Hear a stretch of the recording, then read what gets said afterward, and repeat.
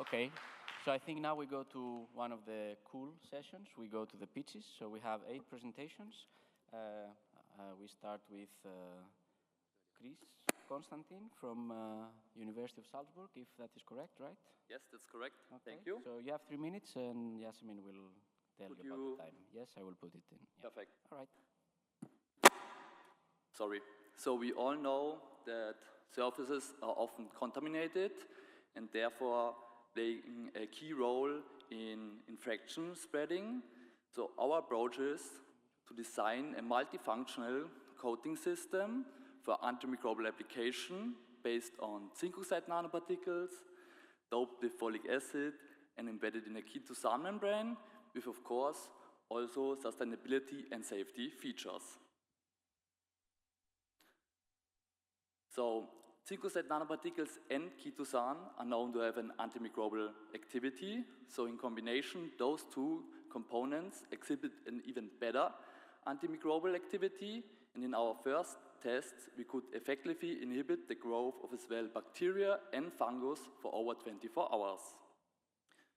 To further enhance the system, we doped folic acid onto the zinc oxide nanoparticles because folic acid has the characteristics to absorb light at 365 nanometers, which can be measured and therefore be used for traceability, such as leaching testing, which is really important for safety monitoring and can be used in future applications. And additionally, chitosan and folic acid are both biocompatible and chitosan even biodegradable, making it a really eco-friendly system. And to further push this green approach, the nanoparticles were produced by a green synthesis method, and which compared to a conventional method has low environmental impact and is also cheaper. This was also confirmed by LCA from our partners from AdMa. Thank you for that. And of course, the safety for the human is a very important issue. Therefore, we did an exposure study with a 3D skin model where we could see that the nanoparticle couldn't penetrate deeper than the outer layer of the skin for the first 24 hours. So overall, this advanced coating system aligns with the SSbD criteria with additional good antimicrobial activity, as well as a smart application in the form of the folic acid, making it a promising tool for future infection prevention. Thank you.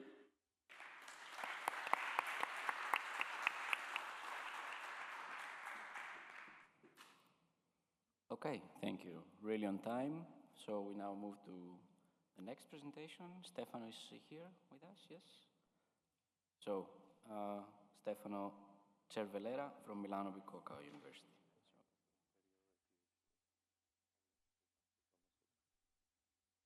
Okay.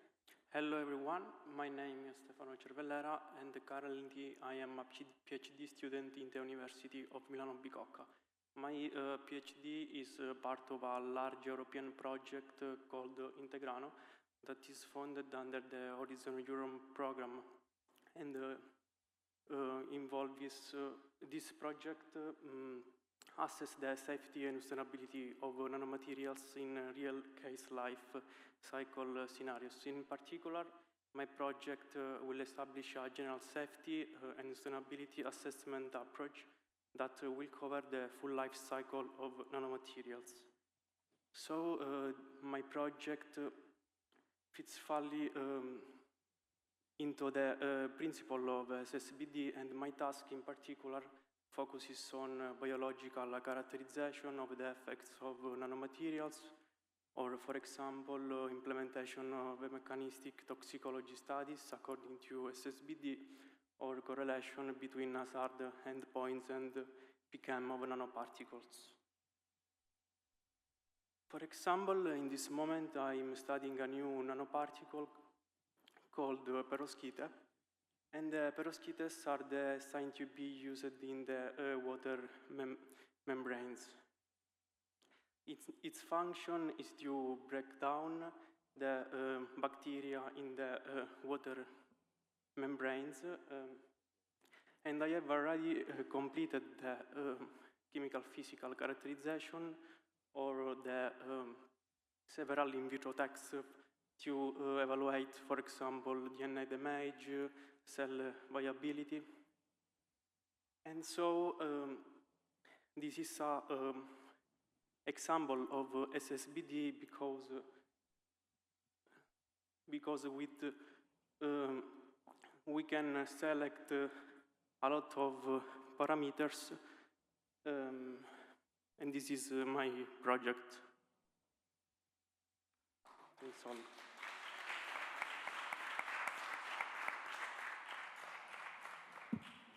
Okay, thank you, Stefano.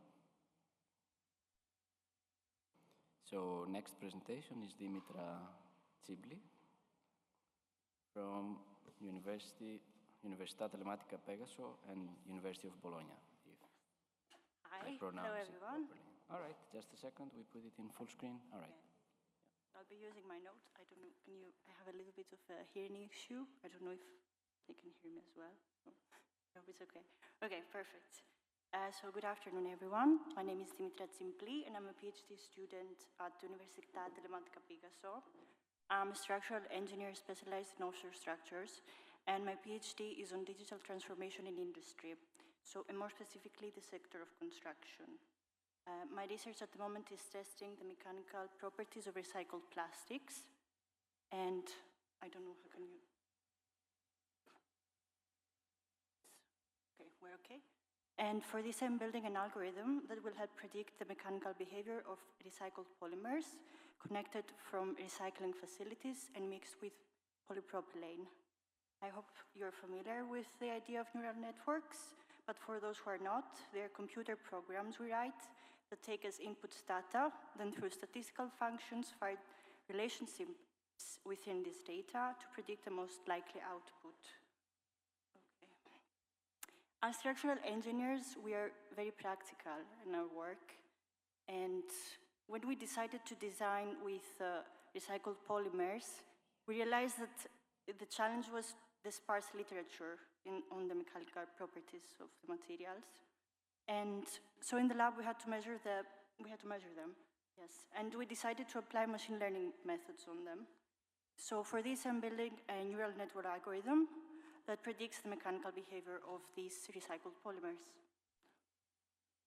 Okay, yes. And one of the main drawbacks of neural networks is their black box nature, meaning we cannot deduct the path they take to predict the outcome. So to counterbalance that, I built a physics-informed neural network that has fixed boundary conditions, for those who are familiar with structural engineering. And the loss is estimated on a partial differential equation of a very used constitutive law. In other words, what my algorithm does is predicting the outcome based on experimental data. And we use a constitutive law for this material to be able to understand how accurately it works. So this helps me build a neural network that is predicting the mechanical behavior of the recycled polymers that can generalize well while combining physics and data-driven methods. And that's it. Thank you very much.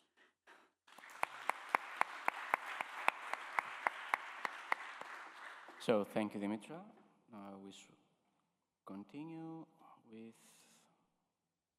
Nathan Riccardi, or yeah, I hope you pronounce it Nathan or Nathan, I don't know, from University of Grenoble and University of Salzburg. I guess it's a joint degree or program. So, hi. You can use this. Thank you. So I'm Nathan, and I'm currently doing a master thesis at the University of Salzburg, and I'm working on pathogen identification. Because there is one problem with the current way we have to identify pathogen is that it's either lack accuracy or it's very time consuming, so we need weeks, days to get results, or it's very complex and it's also very costly. So the idea is actually to use Raman spectroscopy. So I don't know, you probably all know Raman spectroscopy for like molecular characterization, but it's also actually very much implied in the world every day. For those who came with the airplane, you probably saw those very scary people at the airport. And they're actually also using Raman. But, so Raman, I'm not going to get into much detail, but we are basically using an improved way to use Raman by coating a surface with nanoparticle and that improves a lot the signal that we get. So what do we want to look for? Well, we decided to focus on 3 pathogens, bacteria, fungi, and viruses. I'm only going to dive a bit into one because I don't have much time. So bacteria, they are classed in 2 main categories. And for example, for gram-negative, we decided to focus on lipopolysaccharide to identify them. And that's very good because in between gram-negative bacteria, there's actually very much differences in the LPS of different species of bacteria. And for example, those are some of the results that we had. So those are different Raman spectrum of different LPS of different bacteria, and we can see that they are quite different, so they can actually be used for identifying the pathogen, and that is a process that is actually very, very, very fast. So for example, we want to do the same thing with peptidoglycan for gram-positive bacteria. We could also target ergosterol for fungi, and with all of that, we want to build a library with many more pathogens, also a lot of molecular compounds, and integrate all of that into machine learning, and of course standardize all the protocol and ensure the safety and sustainability of SURS and the nanoparticle that I used. Thank you. If you have any question, let me know later. So thank you, Nathan. Now we move to Sara De Vecchi from Green Decision.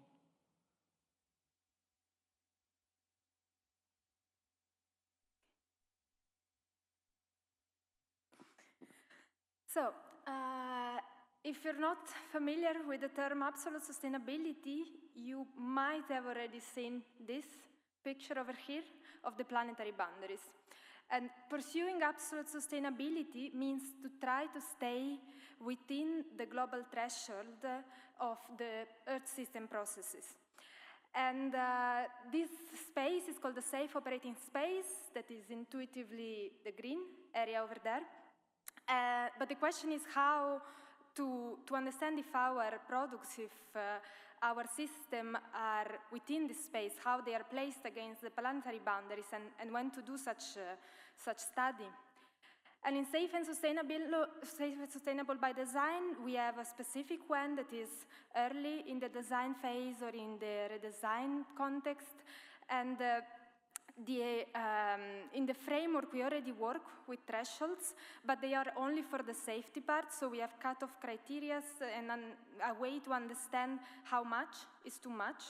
But in sustainability, we are using comparative methods, so we can't say, we can't reply to the question if we are within the safe operating space. And so what I'm working with is to try to understand how to allocate the safe operating space at the product level, and to do so, you have to define how much everybody has the right to impact, or every system has the right to impact. And that can be done thinking that everybody has the same right, for instance, or that some has more right than others, or that there is a minimum that should be granted to everybody. And these are some principles coming from the distributional justice theories that I'm trying to understand and use to define how to link the global level of this threshold to the product level and make it, in this way, operational for SSbD. And I hope to bring to you updates in Venice Summer School 2027. That's all. Thank you. Right, we stay in Italy. We go now to Martina Menegaldo from Ca Foscari University of Venice. So, thank you. Thank you. So today I will present you my research project that is titled Life Cycle Safety and Sustainability Assessment of Innovative Bio-Based Solution for Earth Restoration. My project is within the Horizon Europe project called Green Art. The main objective of the Green Art project is to develop bio-based solution for art restoration that includes several types of materials and products, such as gels and cleaning fluids, consolidants, coatings, packaging materials, and green text sensor. So the main objective of my research was to try to guide step by step the design of a safer and sustainability solution, and also to try to develop a screening sustainability assessment, because I'm dealing with a different type of products, and it was quite challenging to assess all those kind of products. And finally, the comparison of this innovative solution with established product and technologies. So I developed an assessment in 3 iterative stages. The first one involves an hazard assessment according to the first step of the JRC SSbD framework. A second stage for screening sustainability assessment, and finally a stage 3 for life cycle sustainability assessment that includes life cycle assessment and life cycle costing. So today I will focus on the second stage of this assessment method that is called the Screening Sustainability Assessment. It is a questionnaire where we have 3 main aspects of the sustainability. There are functionality, safety itself, and sustainability itself. And this is based on 5 life cycle stages. And for each life cycle stages and criteria and aspects, we have several criteria that are then quantified according different questions with the 5 possible responses ranging from excellent to bad. And here you can visualize the expected results. So in this case, I put 2 innovative products compared to a benchmark, and you can see display the overall results and then also the results aggregated for life cycle stages and the sustainability aspect. That's it. Thank you. Okay, thank you, Martina. Now, next presentation is AlChemiSSts. If I pronounce it well, sorry for that. Yeah. Am I allowed to use this? Let's see. If it doesn't create any issues. Hello, hello. Okay. Yeah, you can use that one. I need to walk, I'm sorry. All right, so just a second. Okay. The presentation, just to put it on the screen. And I have my 2 timers. Let me know. Okay, now. Hello, I am AlChemiSSts. I'm just going to say that. I am working on applying the SSbD framework to industrial biotechnology. I put some buzzwords there. We work in engineering microorganisms, and that gives us a lot of opportunities to produce many types of products. However, we work with life, and yes, everything in life. There are many unknowns. We don't know the risks. We only know that something bad can happen. For example, the effect on evolution, gene transfer, effects on local ecosystems, etc. In that, we apply the responsible research and innovation framework, where we, beyond doing science for the sake of knowing and curiosity, we also consider that what we do is embedded in society and ultimately should meet societal demands. In that, we all, as scientists, have the responsibility to design for the values of safety and sustainability. And for us, in our work, it's about how to define what is safe enough, who decides, how is responsibility allocated, and what are the consequences of those decisions. I am part of a project that is funded by the Dutch Research Institute, NWO. We have 6 work packages. My work package is about working with all these scientists, embedding the values of safety and sustainability. My PhD is going to be about understanding the challenges and lessons from the chemical industry and applying them, or see how they can be applied to biotechnology. I will be working with stakeholders, understanding their values, their roles, capabilities, concerns. I will work more in the social dimension of sustainability and how that can be better embedded in SSbD. I will also work on decision making. And finally, I hope to come up with a set of guidelines to guide industrial biotechnology in embedding these 2 values. I want to call again to all of us to think about our roles of scientists, and that SSbD is a mindset and should not be something on a checklist that we should just tick. Thank you. This is a very small but very mighty team. Thank you for listening, and I'm happy to connect.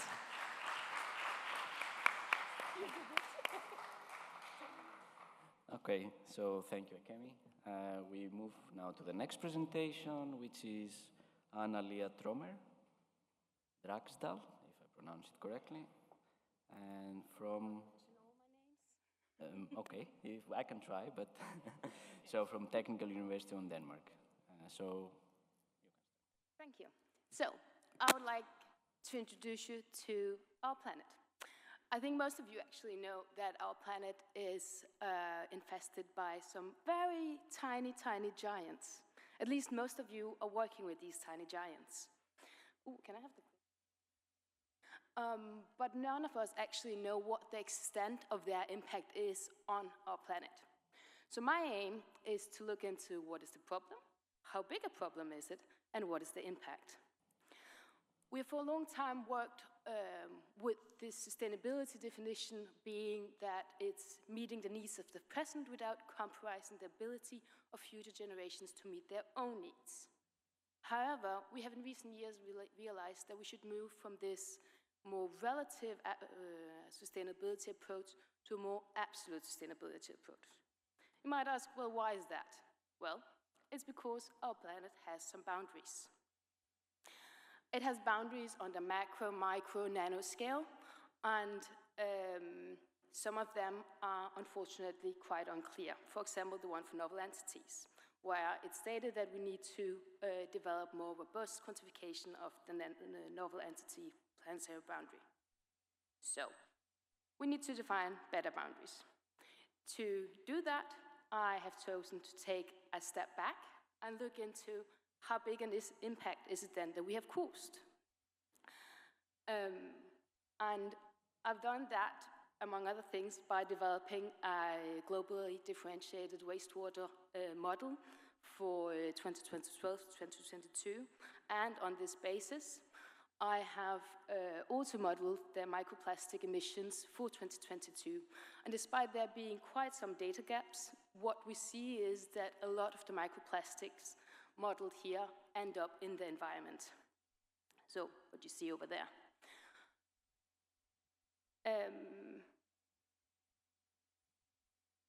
There we go. That's just some of the preliminary results, of course. So my next steps will be to look into more what the key emission sources of these selected chemicals and engineered nanomaterials are. Also to work more in what the key environmental impact pathways for these selected CNMs are. And lastly, getting to the safe operating space for nanomaterials within the planetary boundaries, so developing that. That's, of course, mainly focusing on the sustainability approach. Hopefully, we will also have time within the project scope to also look into the more safety part of this SSbD framework. So, I hope that you will help me with doing your research, because I need all of your research inputs to actually build this impact pathways that I also spoke about yesterday. And thanks. Thank you.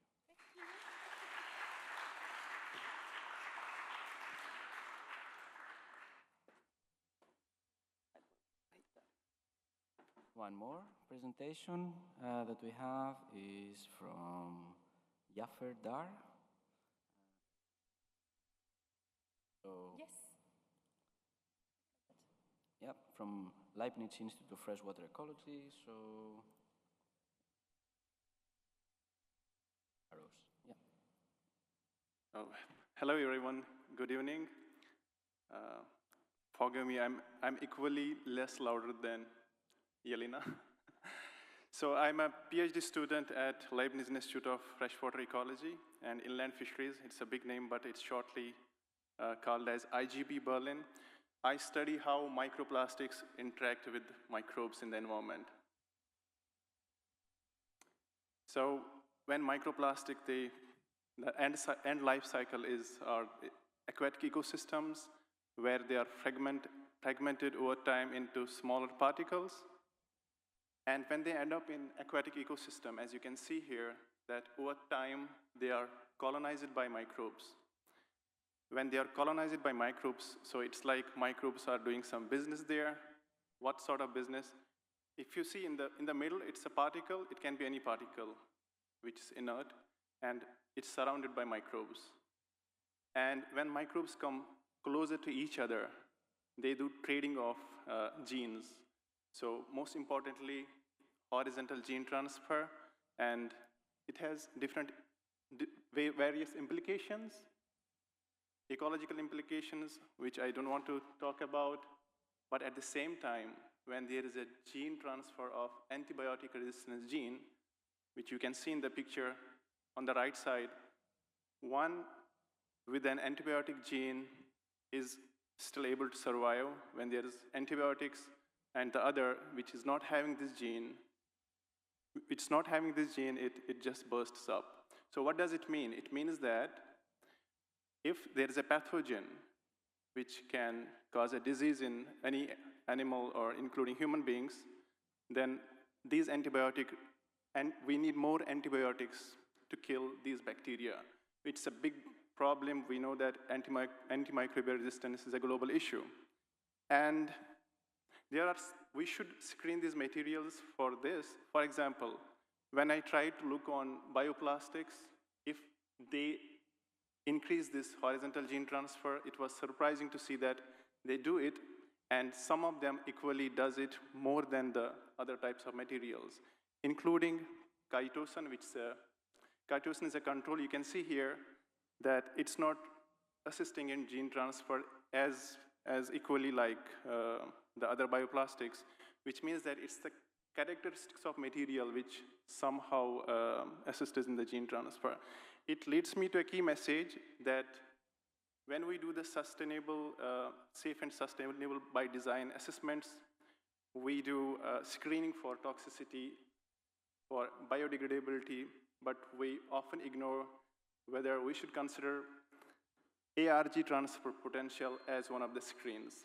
Thanks a lot.